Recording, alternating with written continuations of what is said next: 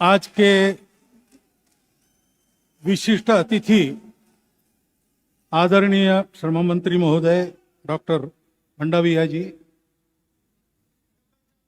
भारतीय मजदूर संघ के राष्ट्रीय अध्यक्ष आदरणीय हिरणमय पंड्या जी,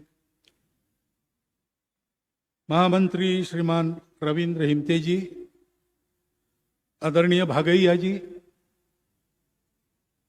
यहाँ पर उपस्थित सभी मजदूर संघ के वरिष्ठ कार्यकर्ता, पूर्व कार्यकर्ता, सद्य कार्यकर्ता,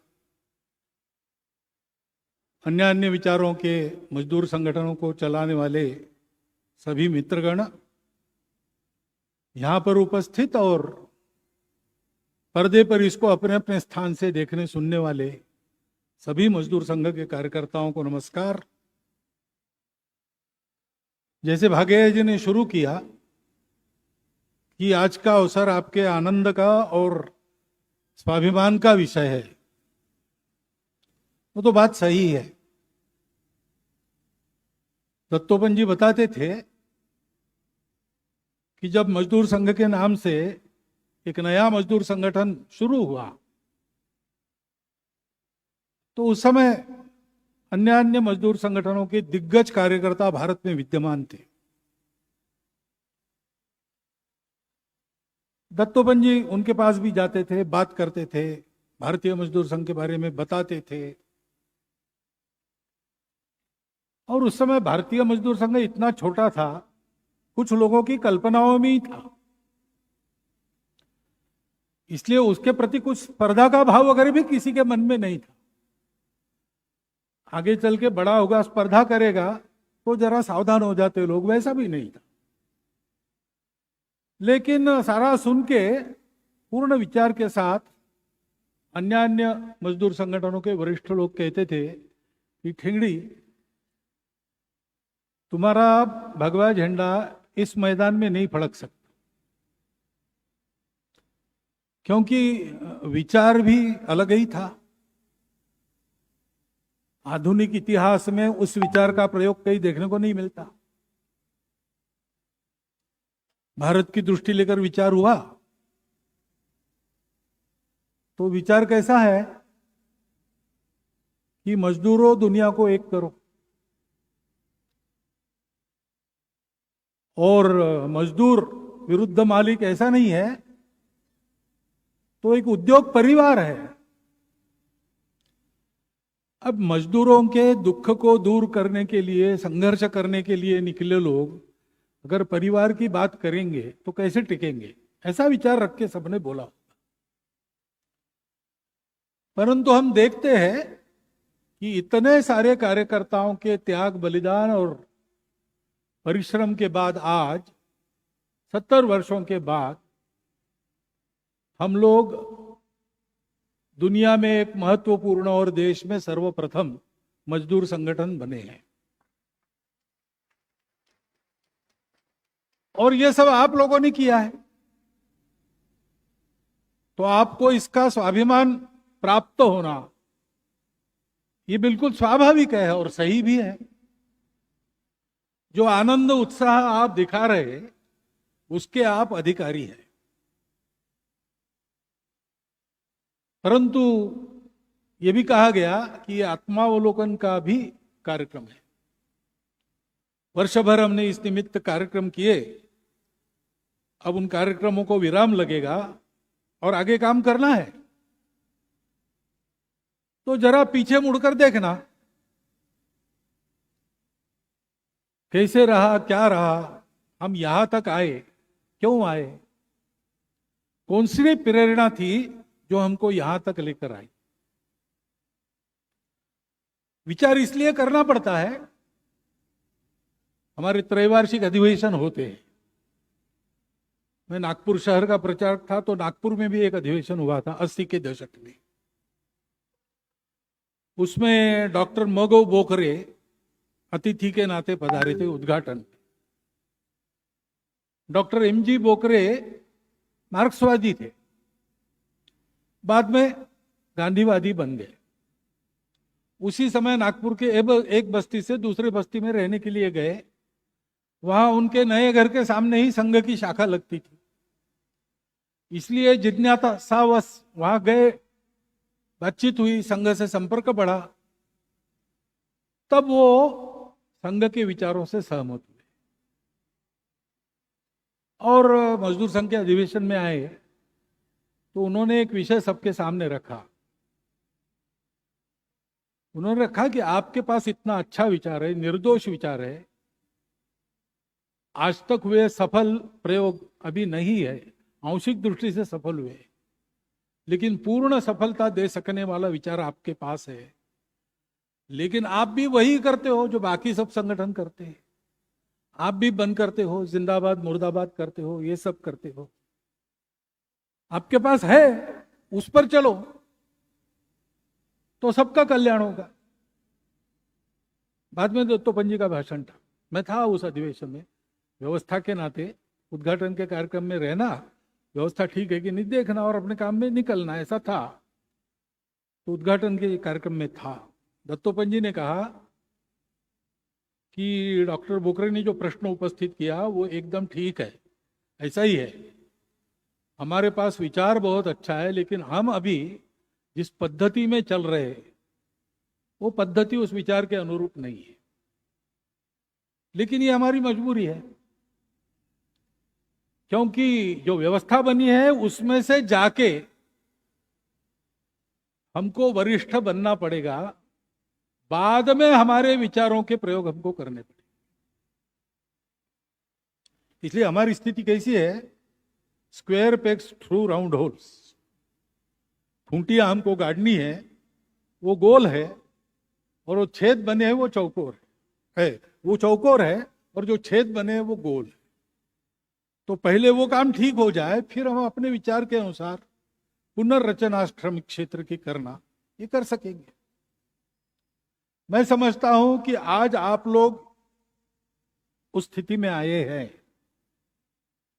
और कुछ कर भी रहे। अभी मंत्री महोदय ने भी बताया आईएलओ में आपने क्या किया, यहां भी अपने देश में सबको साथ लेकर आपके जो प्रयास चल रहे हैं दूर से हम देख रहे हैं।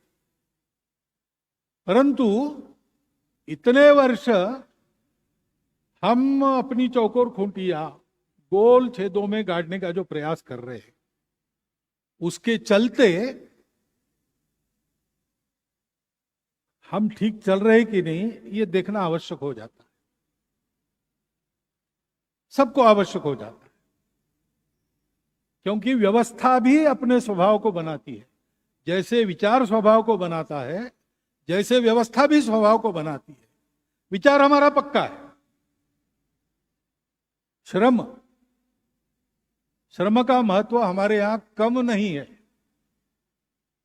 हम धर्म की बात करते हैं, पूजा वाला धर्म नहीं, रिलीजन नहीं, समाज को जोड़ने वाला, उन्नत करने वाला, सबको सदा सर्वदा सुख देने वाला और सबको उन्नत करने वाला धर्म। तो उसके 4 पैर कहे जाते हैं, उसमें एक है तपस्या यानी परिश्रम। बिना उसके समाज चल नहीं सकता। सत्य, करुणा, शुचिता, ये 3 है और तपस चौथा है, और बाकी सारे 3 उस तपस के कारण ही प्राप्त होंगे। तपस नहीं है तो ये 3 भी नहीं मिलेंगे। जीवन में परिश्रम का इतना महत्व मानने वाला हमारा देश था, यानी मान्यता अभी भी वही है, व्यवहार बदल गया। उस व्यवहार को पुनर्स्थापित करने के लिए अपने शाश्वत मूल्यों के आधार पर एक नया मॉडल दुनिया को देने के लिए हमारा मजदूर संघ चला। लेकिन चला तो जाना तो पड़ा इस व्यवस्था में से, तो उसके कौन से परिणाम है क्या, अगर है तो कैसे कम किए जाएंगे। अपना शाश्वत विचार, अपना मॉडल लेके हम चल रहे, हमारा शाश्वत विचार शाश्वत है, उसके आधार पर जो मॉडल उस समय बने थे प्राचीन समय में, आज का समय बदल गया है, तो हो सकता है कि हमको एक युगानुकूल नया मॉडल देना पड़े और देना पड़े। हमारे शाश्वत विचार के आधार पर और दुनिया भी कुछ अपने अपने विचार के आधार पर चली है, उनके भी अनुभव है, उसमें से भी कुछ सत्य प्राप्त हो सकता है। ये सब जोड़कर एक युगानुकूल विचार देने के लिए हम यहां हैं। ये कार्य है और कार्यक्रम है जो आज प्रचलित पद्धति के अनुसार है। कबड्डी मैच हो रही थी, विवाद हो गया, क्रॉस पार्टी लांग कर जाना पड़ता है, वो गया कि नहीं इस पर विवाद हो गया और दोनों पक्ष आमने सामने आ गए, जोर जोर से बोलने लगे। अंत में पंचों ने सीटी बजा दी, बताया फिर से खेलो, तो गए सब और खेलना शुरू हुआ।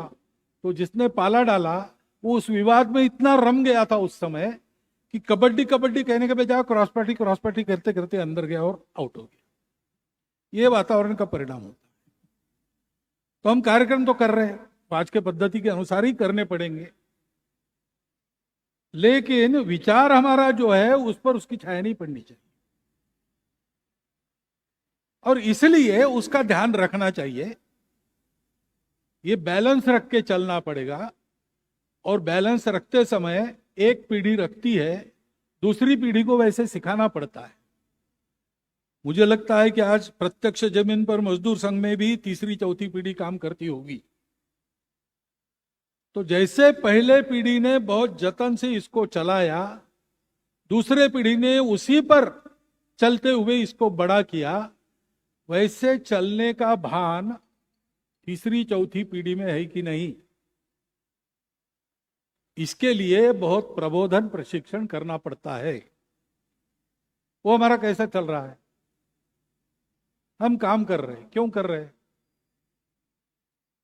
हमारे मन में एक संवेदना है, मजदूरों का दुख, ये हमारे समाज का दुख है और हम समाज को दुखी देख नहीं सकते। प्रेरणा तो पहले यही रहती है, उसके चलते हम काम करते हैं, मजदूरों को उनका लाभ होता है, उन लाभों को देखकर लोग आते हैं। अब लाभार्थी बनकर आते हैं, लेकिन ध्येयार्थी बनकर हमारे साथ आगे चले, ये वो है कि नहीं? प्रेरणा तो वही है, लाभ नहीं, संवेदना। जब राज्यसभा में स्थान मिला दत्तोपंत जी को, तो पूजनीय गुरु जी को मिलने के लिए गए। गुरु जी हमारे सरसंघ चालक थे और उन्होंने पूछा कि अब मजदूरों का प्रतिनिधित्व संसद में मैं करूंगा तो क्या ध्यान में रखना चाहिए। तो गुरुजी ने उनको पूछा कि एक माता को अपने पुत्र की जितनी चिंता रहती है, उसके प्रति जितना लगाव रहता है, वैसा लगाव प्रत्येक मजदूर के प्रति अपने हृदय में है क्या? अगर है तो फिर सही रास्ते पर चलोगे, नहीं है तो फिर सब नाटक है। अब जब काम बढ़ता है तब लोग जुड़ते ही है, एक मोटा मोटी सबके हृदय में श्रद्धा निष्ठा होती है, परंतु समझ, इसको समझना, मजदूर संघ का काम करना है ने मजदूर संघ के ध्येय विचार भावना के साथ, कार्य पद्धति की सूक्ष्म बातों के साथ तन्मय होकर काम करना।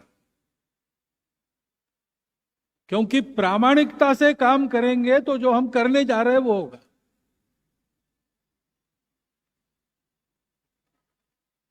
हित की आशा दिखाकर सामान्य लोगों को ठगने वाले बहुत लोग दुनिया में मिलते हैं। अपने को महत्व मिले इसलिए सेवा करने वाले भी दुनिया में बहुत मिलते हैं। संकट ना आए इसलिए भय के मारे अच्छा काम करने वाले भी मिलते हैं। अपने अहंकार को तृप्त करने के लिए अच्छा काम करने वाले भी मिलते हैं।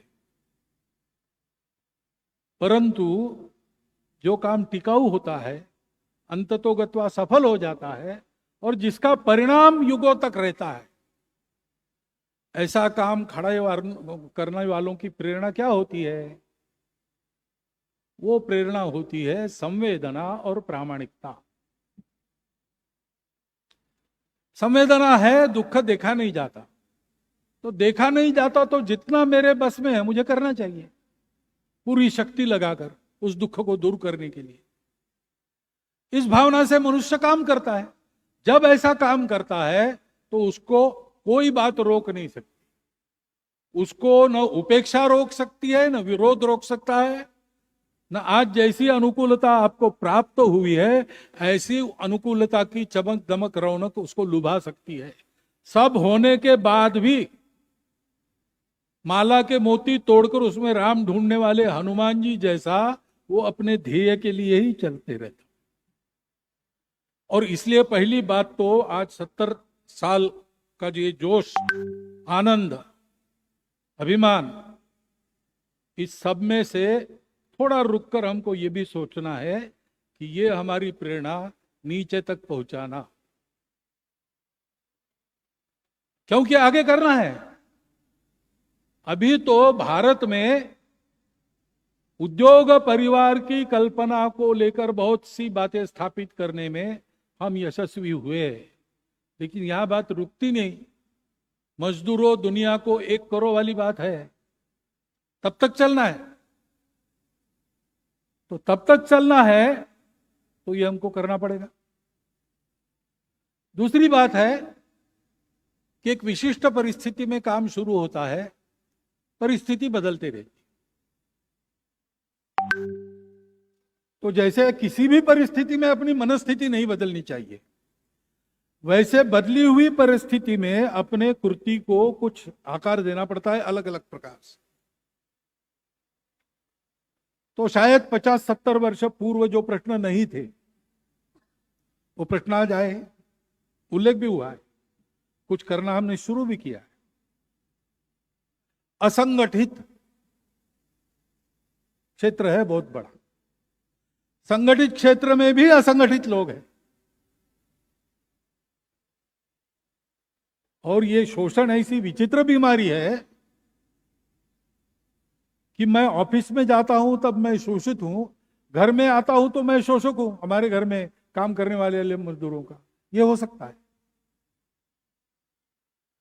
और इसलिए सब जगह न्याय प्रस्थापित हो, सब जगह श्रम की प्रतिष्ठा प्रस्थापित हो, इसलिए काम करने वालों को इस असंगठित क्षेत्र के लिए भी बहुत द्रुत गति से, क्योंकि ये बहुत बड़ा है, संगठित क्षेत्र से बड़ा है, करना पड़ेगा। और इसके प्रकार बहुत ज्यादा अलग अलग है। तो कहां कैसी परिस्थिति है, वहां किस प्रकार होना चाहिए, इसके एक ही समय में अलग अलग प्रकार के तरीकों को लेकर करना पड़ेगा और उनका समन्वय रखना पड़ेगा। उस क्षेत्र में अधिक पहल की अब आवश्यकता है। तांत्रिक ज्ञान बढ़ रहा है, टेक्नोलॉजी आ रही है। वो टेक्नोलॉजी तो एक ज्ञान है और ज्ञान की कोई सीमा नहीं। और ज्ञान का संशोधन करने वाले को अगर दिशा है तो ठीक है, नहीं तो जिज्ञासा है, जिज्ञासा है तो तृप्त करनी ही पड़ती है। मेरी जिज्ञासा की तृप्ति करके जो ज्ञान प्राप्त होगा उससे आगे क्या होगा, इसका विचार ज्ञान प्राप्त करने वाले करते ही होंगे ऐसा नहीं है। लेकिन उस ज्ञान का उपयोग जो करने वाले हैं, जिनके लिए होने वाला है और जिन पर उसके परिणाम होने वाले हैं, उनको तो सोचना पड़ता है। तो नई नई टेक्नोलॉजी आती है, उसमें से कई नए प्रश्न भी खड़े हो जाए। बेरोजगारी का क्या होगा, वो कम होगी कि बढ़ेगी? टेक्नोलॉजी मनुष्य का स्वभाव थोड़ा रूखा बनाती है और श्रम की प्रतिष्ठा थोड़ी कम भी होती है, क्योंकि घर बैठे बहुत सारी बातें हो सकती। तो पहले वाहन कम थे, नहीं थे, घोड़ा गाड़ी, बैलगाड़ी, तब लोगों की पैदल चलने की क्षमता बहुत ज्यादा थी। मेरे बचपन में स्कूल में जाता था तो स्कूल में जाने के लिए साइकिल मिले तो बहुत बड़ा भाग्य माना जाता था। कुछ ही छात्रों के पास साइकिल होती थी। लेकिन आज तो वो छोटी गाड़ी के बिना चलता नहीं है, ऐसा मैं सुनता। छोटे अंतर चलना भी आदत नहीं रही है। तो जीवन में परिश्रम की क्षमता जैसे कम होती है, वैसे आगे चल के श्रम की प्रतिष्ठा पर भी एक प्रश्न चिन्ह लगने की संभावना है। और श्रम समाज को स्थापित करने वाले धर्म का अंग है, तो ये प्रतिष्ठा कम होके चलेगा नहीं। अब इन बातों का विचार कैसे करना? टेक्नोलॉजी रिजेक्ट करो, हो नहीं सकता। वो आएगी, वो ज्ञान का शोध चल रहा है, उसमें से नई नई बातें आने लगी। आई हुई बात को कैसे संभालना, उसके जो परिणाम होंगे उसमें श्रमिक क्षेत्र पर आंच न आए, पूरे समाज को भी उससे सुख मिले, कोई नई समस्या उत्पन्न न हो। इसलिए सोचना और सोच के आधार पर करना, ये भी हमको करना पड़ेगा। क्योंकि यद्यपि हम श्रमिक संगठन है, अब सबसे बड़े होने के कारण और आज दुनिया के अनेक देश हमारी पद्धति का अध्ययन कर रहे हैं, तो उनके सामने भी उदाहरण स्वरूप होने के कारण ऐसी नई परिस्थितियों में श्रमिकों का हित, उद्योगों का हित, देश का हित सुरक्षित रख के कैसे रास्ते निकाले जा सकते हैं, ये सीखने के लिए हमारी तरफ ही दृष्टि होगी। और ये हमारा दायित्व बनता है, तो ऐसा सोचना पड़ेगा। और सोचने के लिए फिर जिस कार्य पद्धति के कारण उपेक्षा विरोध का सामना करते हुए हम शिखर पर आए, शिखर पर यानी एक पड़ाव पर आए, और उस पड़ाव में अनुकूलता ही अनुकूलता होने के बाद भी उससे विचलित न होते हुए अब आगे के क्षितिजों को हम ढूंढ रहे हैं, उस कार्य पद्धति का पालन ठीक से हो रहा है, भाव समझकर हो रहा है। भाव के आधार पर जो रचना बनती है, वो रचना समय समय पर देश काल परिस्थिति के अनुसार जितनी बदलनी उतनी बदल कर, लेकिन शाश्वत बातें कायम रखकर हम चल रहे हैं। जैसे सामूहिकता है, सामूहिकता का मूल्य है और चलते हैं, उसी के बलबूते महत्वपूर्ण हो जाते हैं। संगठन महत्वपूर्ण हो जाता है तो संगठन को प्रतिष्ठा प्राप्त होती है, स्वाभाविक है। संगठन प्रतिष्ठित होता है तो कार्यकर्ता भी प्रतिष्ठित हो जाते हैं, उनका स्टेटस बन जाता है। और दत्तोपंत जी का इशारा है। दूसरा भी है, अनुकूलता बढ़ती है तो सुविधाएं बढ़ती है। और दत्तोपंत जी कहते हैं कि स्टेटस लिविंग लीडर्स और कंफर्ट लिविंग कार्यकर्ता, इसकी संभावना बनती है। होता है नहीं होता है, संगठन के ऊपर, कार्यकर्ताओं के ऊपर निर्भर है। ऐसी बातों से सावधान रहना पड़ता है। स्टेटस बढ़ता है तो फिर सामूहिकता में अनामिकता होनी चाहिए, मैं नहीं तू ही वाली प्रवृत्ति होनी चाहिए। एक ने कही दूसरे ने मानी, नानक कहे दोनों ज्ञानी, ये होना चाहिए। वो आदतें परिश्रम पूर्वक कायम रखनी पड़ती है। कई बातें ऐसी है जो आप जानते सब है, ध्यान रहना चाहिए क्योंकि परिस्थितियां बदली। इस प्रकार का विचार करके अगर हम चलते हैं तो फिर आगे आने वाले पड़ाव भी अपने गंतव्य की, अंतिम ध्येय की प्राप्ति तक अविरत चलते हुए, उन सारे पड़ावों को पादाक्रांत करते हुए उस परिणति तक पहुंचना, ये हमारे लिए आसान हो जाएगा। विश्व में एक परिवर्तन आना चाहिए, लगता है ऐसी नियति की ही इच्छा है। इसलिए विजय का विश्वास तो मन में है। जिस परिस्थिति में हमने चलना शुरू किया, उस परिस्थिति में आशा करने के लिए क्या था अपने पास? कुछ भी नहीं था। लेकिन एक आत्मविश्वास मन में रखकर कि ये कार्य शुद्ध है, पवित्र है, और समय की आवश्यकता है, तो ये होना तो है ही। करना हमको है, तो उसके लिए निरंतर अपनी योग्यता बनाए रखना। दत्तोपंत जी ने बताया, एक बार उन्होंने एक प्रश्न पूछा, किसी महात्मा को भी पूछा होगा कि हम संघ की प्रार्थना में हम स्वयंसेवक लोग ऐसा कहते हैं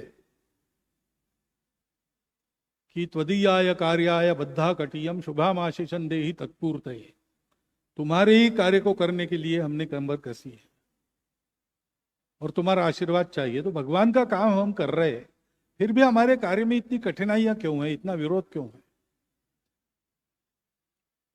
इतना देर क्यों लग रहा है? तो उस महात्मा ने कहा कि देखो, ये भगवान का काम है, लेकिन भगवान तुम्हारा नौकर नहीं है जो तुम्हारी इच्छा से अपना कार्य सफल करेगा। तो अगर ये भगवान का कार्य है और उसके लिए तुमने कमर कसी है, तो तुमको उसके लिए निरंतर योग्य बने रहना पड़ेगा, तब भगवान तुम्हारे साथ है। भगवान तुम्हारा नहीं बंधा है, तुम्हारे साथ रहने के लिए बंधा नहीं है। तुम्हारा योग्य बनना उसको बांध के रखे। और इसलिए अगर कोई परिस्थिति कठिन दिखाई देती है, विरोध दिखाई देता है, ये दिखाई देता, तो विचार ये मत करो कि वो क्यों, विचार ये करो कि उसके लिए हमको कैसा होना चाहिए। अपने सामने नए एक क्षितिज है। अभी तक हमने जो किया है, वास्तव में शून्य से सृष्टि हमने करी, और इसलिए अपने मन में आत्मविश्वास है, होना ही चाहिए। हमने जो किया है वो दुनिया देख रही, वो अभिभूत हो रही, इसलिए समर्थन भी हमको है और आएगा। परंतु ये सारा अंतिम सफलता तक ले जाना है तो हम पर ही निर्भर करता है। गीता में है, अधिष्ठानम तथा कर्ता करणम च पृथक विदम विविधाश्च पृथक चेष्टा दैवम चैवात्र पंचमम।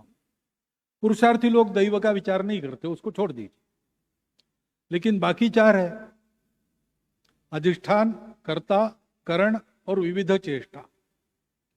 कार्य को सफल करने के लिए विविध प्रकार के काम करने पड़ते, वो हम कर रहे, करेंगे। और भी कार्य पद्धति अपनी, जिस जैसा काम है वैसी कार्य पद्धति, उसको हमने विकसित किया है, उसको ठीक से चलाना पड़ेगा। अधिष्ठान अपना शुद्ध है, सत्य है, शाश्वत विचार पर आधारित है और प्रयोग सिद्ध है।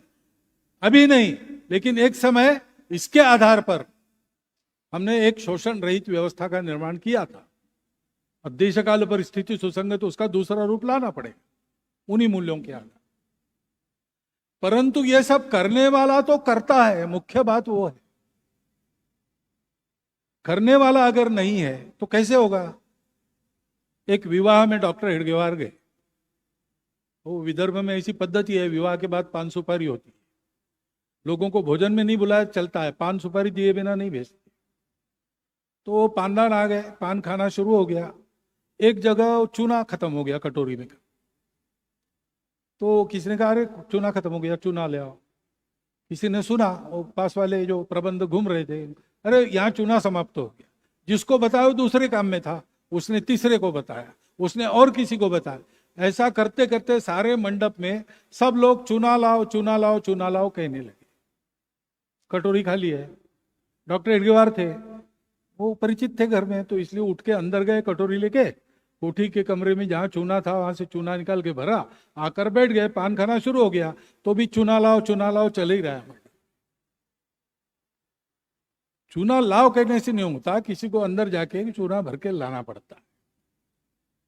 तो ये सारी बातें हैं, लेकिन करने वाला करता है, वो कर्ता योग्य होना चाहिए। हमको अपनी योग्यता को बरकरार रखते हुए जो जो और अधिक हम में होना चाहिए, देश काल परिस्थिति सुसंगत, उसको प्राप्त करते हुए ध्येय के प्रति एकनिष्ठ रहते हुए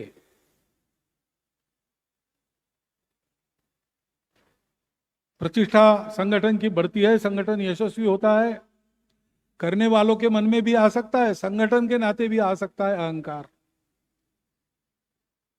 लेकिन उससे पूर्ण दूर रहते हुए तब दृष्टि साफ रहती है और सब कुछ साफ दिखाई देता है।